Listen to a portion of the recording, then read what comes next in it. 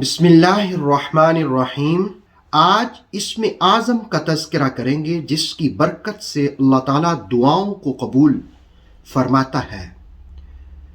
اس بات کو ہم سورہ آل عمران کی آیت نمبر 2 کے زمرے میں جانیں گے۔ سب سے پہلے آیت کا ترجمہ ملاحظہ ہو۔ بسم اللہ الرحمن الرحیم۔ اللہ لا الہ الا هو الحی القیوم۔ اللہ جس کے سوا کوئی معبود نہیں مگر وہی، وہ حی اور قیوم ہے۔ حی سے مراد زندہ بھی اور زندگی نواز بھی، زندگی دینے والا بھی، اور قیوم سے قائم اور قائم کرنے والا بھی۔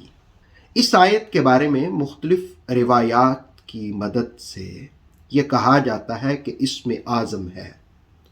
اسم اعظم کون سا ہے؟ سب سے پہلے میں ابو امامہ رضی اللہ تعالی عنہ کی روایت آپ کو سناتا ہوں۔ آپ فرماتے ہیں کہ 3 صورتوں میں اسم اعظم ہے۔ جس وقت انہوں نے 3 صورتوں کا ذکر کیا تو پہلی البقرہ اور دوسری آل عمران اور تیسری صورت طٰہٰ، اور ان کے شاگرد حضرت قاسم علیہ رحمہ آپ فرماتے ہیں کہ تینوں صورتوں میں جو میں نے اسم اعظم مشترک پایا، یعنی بقرہ میں بھی ہے، آل عمران میں بھی ہے، طٰہٰ میں بھی ہے، وہ ہے الحی القیوم۔ اور اس آیت میں بھی یہ 2 کلمات موجود ہیں، الحی القیوم۔ علامہ قرطبی علیہ رحمہ نے تفسیر جامع احکام القرآن میں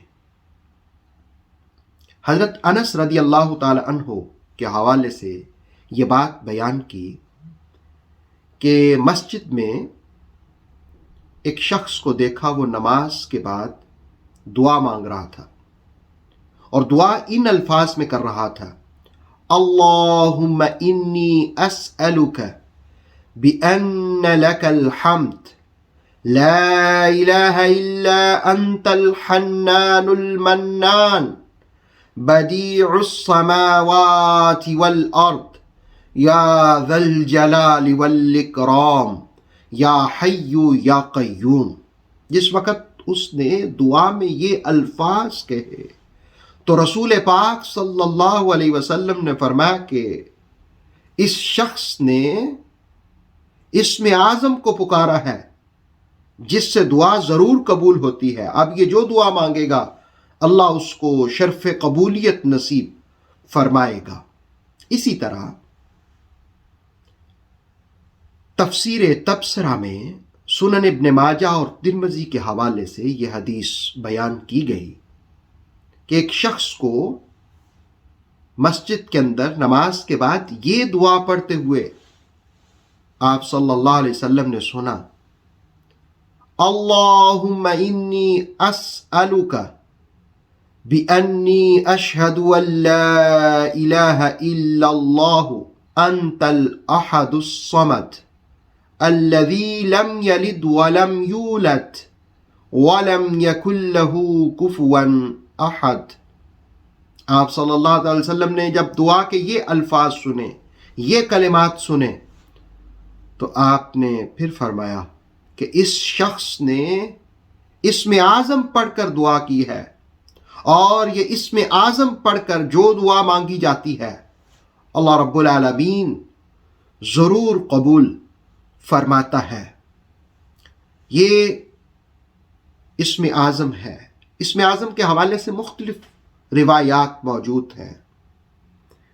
جس وقت میرے استاد محترم مفسر قرآن مفکر اسلام علامہ سید ریاض حسین شاہ صاحب نے اس آیت کی تفسیر قلم بند کی، دلچسپ بات یہ ہے کہ مدینہ طیبہ کے ماحول میں، خوبصورت روح پرور ماحول میں، تو آپ فرماتے ہیں کہ وہاں ایک مجذوب یہ بھی کہہ رہا تھا کہ روایات بھی سبحان اللہ، احادیث میں اسم اعظم بھی سبحان اللہ، اور اس حی و قیوم کا جو اسم ذات ہے وہ بھی اسم اعظم ہی ہے، یعنی اللہ اللہ اللہ۔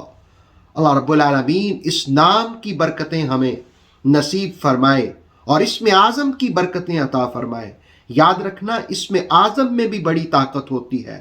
ایک بہت بڑے صوفی بزرگ تھے اپنے زمانے میں، تو ان کے پاس ایک سائنسدان بیٹھا ہوا تھا، تو آپ نے کہا کہ نام اللہ میں بھی بڑی طاقت اور قوت ہے۔ وہ کہنے لگا کہ اللہ میں تو طاقت ہے لیکن اس کے نام میں کیا؟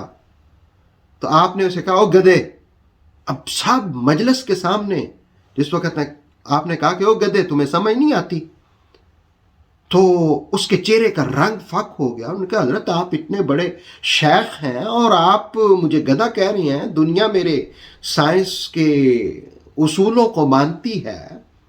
تو آپ نے کہا کہ یہ ایک لفظ ہی تو میں نے کہا ہے، تم گدھا بن تھوڑے گئے ہو، میں نے تو گدھے کا نام ہی لیا ہے، تم گدھے بن تو نہیں گئے۔